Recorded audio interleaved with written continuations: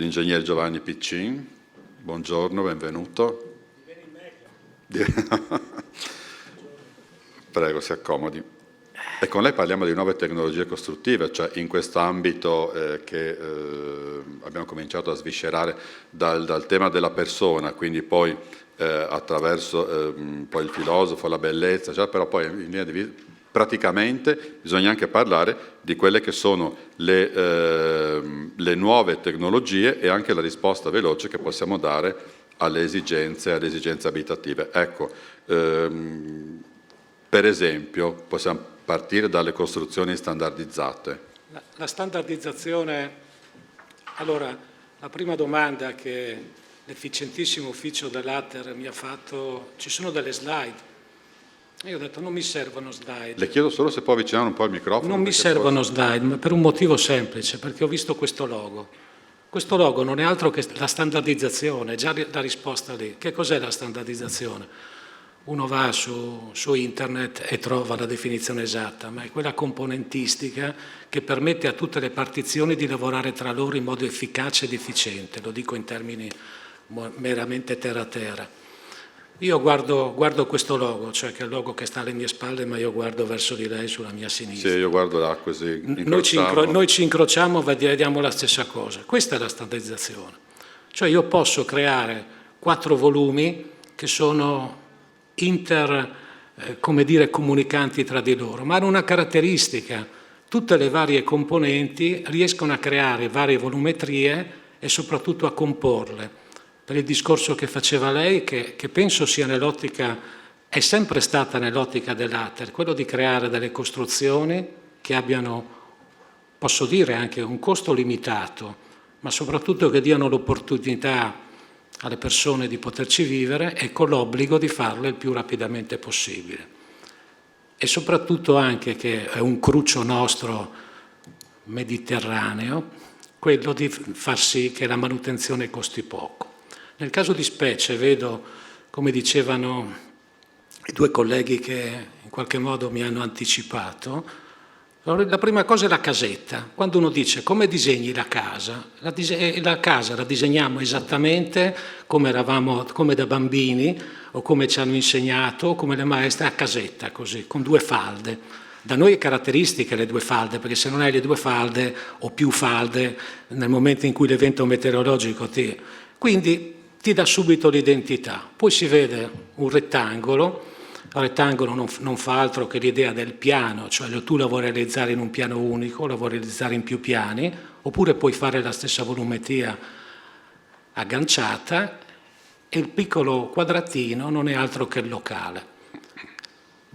Non vorrei non lasciarle spazio alle eventuali domande, ma mi viene in mente, perché ormai la professione, come dire, da qualche anno l'ho praticata. L'Atter è stata uno dei primi enti che in qualche modo nei propri prezzari, nel tempo, metteva, vi dico una curiosità, metteva una guaina nera che è tipo cartonata e ben pochi sapevano a cosa servisse. In effetti era la guaina, quella che adesso ormai va per la maggiore, sono le guaine anticalpestio che servono in qualche modo per dare beneficio sia a chi emette rumore e a chi lo sente, e io mi domandavo ma a che cosa servono, come vengono messe, eccetera, eccetera, ma questo vuol dire che l'Atter si è sempre posto il problema della standardizzazione. Perché? Perché la costruzione in qualche modo deve rispondere alle esigenze che ho detto prima, non vorrei ripetermi, economicità e soprattutto anche praticità e rapidità nell'esecuzione.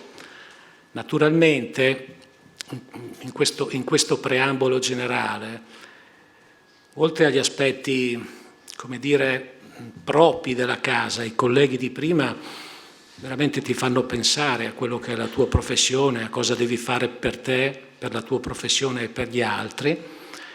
Il discorso è che oggi come oggi le costruzioni edilizie di qualsiasi genere, sia industriale che commerciale che privato, hanno necessità di seguire determinate norme, determinate leggi, che in qualche modo vengono racchiuse all'interno di questo logo. Perché? Perché naturalmente vanno sempre create strutture, volumi, superfici che abbiano come riferimento vari aspetti, tantissimi aspetti per un progettista, per un gestore, per un costruttore. L'aspetto sismico che ci è caratteristico di queste zone, ovvero pensavamo che fossimo solo noi depositari, noi e qualche altra regione, adesso ahimè, ormai ahimè nel senso dell'evento, poi è patrimonio anche di tutti. Poi ci sono le problematiche di carattere energetico, lo sono tutte le pratiche a cui gran parte dei cittadini sono in qualche modo tenuti a considerare anche per i vari aspetti economici e di risparmio energetico, le problematiche di carattere illuminotecnico, problematiche di carattere acustico ed impiantistico. Sono tutte cose che generano l'idea appunto della standardizzazione. La standardizzazione da dove è partita? Lo dico senza voler nulla togliere al collega Bon, ma la problematica parte come prima standardizzazione della prefabbricazione. Oggi come oggi la prefabbricazione è un elemento che prima era in qualche modo riservato a tamponamenti, a modalità di costruzione, eccetera, eccetera. Oggi come oggi, più che prefabbricazione, appunto si parla di standardizzazione. Scusami, mi scuso se mi sono dilungato, ma più guardo quel disegno, più mi vengono elementi. E allora, ascoltandola, le chiedo le caratteristiche della standardizzazione, le peculiarità, quali sono? Le caratteristiche sono di necessità di avere rapidità di esecuzione, ripetitività di certi elementi, senza dimenticare che i professionisti all'ATER, come a qualsiasi ente, servono, perché per fare quelle 4 tipologie servono 4 tipologie di approccio ingegneristico e architettonico, e queste 4, come le serie matematiche, possono diventare 4 per 4 per 4 perché si possono unire elementi che non sono fini a se stessi, che sono pratiche nella costruzione. E poi soprattutto, oltre che alla rapidità, l'economicità. E come dicevo prima, una cosa che è un po' il nostro cruccio è anche quello di poter, quando conosco il materiale, quando conosco la tecnologia e soprattutto in qualche modo conosco la partizione, io riesco a sapere come è fatta la manutenzione o come deve essere fatta. Naturalmente il discorso manutentivo è, per qualsiasi ente, pubblico soprattutto, è quello di maggiore interesse, perché troppe volte si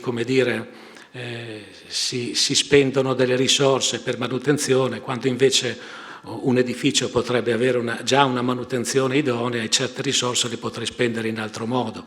Però per caratteristica personale, anche per aver avuto modo di lavorare con enti come l'ATER, questa è una delle prime delle caratteristiche peculiari, se no un argomento che ai relatori che ATER propone non avrebbe avuto senso se non era nelle corde dell'ATER, ritengo. E allora a quale necessità risponde la standardizzazione?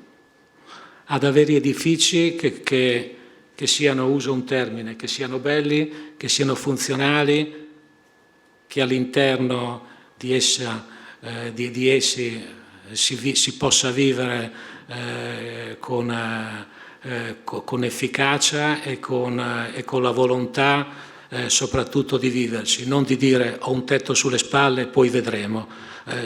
In qualche modo mi riconosco nell'edificio, e quando l'edificio, parlo da ingegnere, da mero ingegnere, senza voler sconfinare, è illuminato, è riscaldato, sta in un contesto di un edificio che non ha deterioramento nel tempo, rapido, che mi permetta in qualche modo di significare la mia presenza sul territorio e soprattutto di essere consapevole di poter vivere in questa abitazione nel territorio. Questo vuol dire anche un elemento valido e soprattutto un buon motivo per poter essere contento dell'abitazione.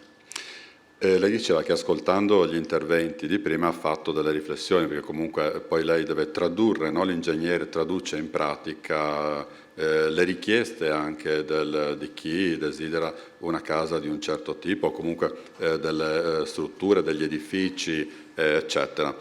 Gli interventi dell'antropologo e del filosofo, che cosa le hanno fatto pensare? Cioè, che diceva lei, ci fa pensare che il lavoro che stiamo facendo poi comunque, no, è l'utilizzo che le persone ne fanno. Mi fanno pensare, la cronologia degli interventi è correttissima, magari sarà stata casuale, però è correttissima. Cioè prima partiamo a che cosa serve, potrebbe Non anche... è casuale perché c'è uno staff che ci ha lavorato mesi. Immagino, ma in qualche modo alla fin fine dicono, beh adesso sentiamo cosa dice l'ingegnere. L'ingegnere è quello che raccoglie e soprattutto parte dalle varie considerazioni e cerca di raccogliere l'intervento di tutti e di far sì che, come si dice, la casa stia in piedi. Pratico, che cosa ha raccolto? Ho pensato subito al primo intervento, alla casetta ho pensato, ho detto qua io mi immedesimo in questa casetta, se fossero stati tutti quadratini, magari fatti bene, qualche bel rombo, qualche bel cerchio, non mi sarei immedesimato nella casetta. Per quanto riguarda la bellezza, è la seconda ipotesi, sto vedendo le 4 ipotesi.